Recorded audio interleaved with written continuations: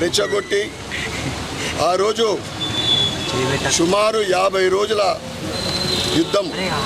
ఎప్పుడు కూడా భారతదేశం అంటే శాంతిని కోరుకుంటుంది.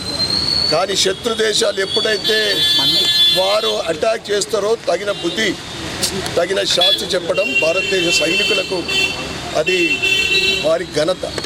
ఏదైతే కార్గిల్ యుద్ధంలో 527 మంది చనిపోయిన వారి త్యాగాలు అవి వృధా కాలేదు.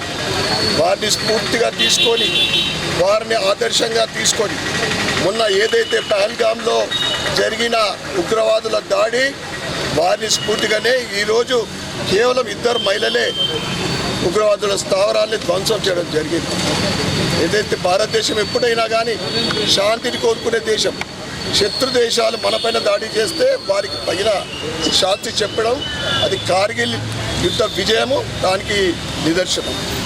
వారి త్యాగాలు ఏదైతే 527 మంది సైనికుల త్యాగాలు వారి ఆత్మలకు శాంతి కూరాలని మరొకసారి కోరుకుంటూ వారి కుటుంబాలను భగవంతుడి ఆశీర్వాదం ఉండాలని వారిని స్ఫూర్తిగా తీసుకొని ఈరోజు ప్రధానమంత్రి నరేంద్ర మోడీ గారు అటల్ బిహారీ వాజ్పేయి గారి ఆధ్వర్యంలో జరిగిన ఈ కార్గిల్ యుద్ధం స్ఫూర్తిగా తీసుకొని భారత్ సైనికులు కానీ ఈరోజు నరేంద్ర మోడీ గారు కానీ భవిష్యత్తులో భారతదేశం వైపు చూడాలన్న శత్రు దేశాలకు మన ఆపరేషన్ సింధూర్ ఒక హెచ్చరిక.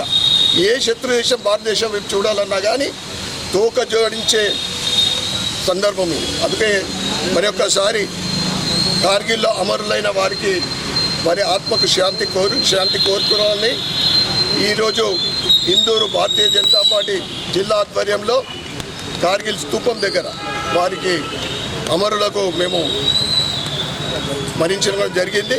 ఈ కార్యక్రమంలో జిల్లా అధ్యక్షుడు దినేష్ కులాచారి గారు మరియు భారతీయ జనతా పార్టీ నాయకులు కార్యకర్తలు ఈ సందర్భంగా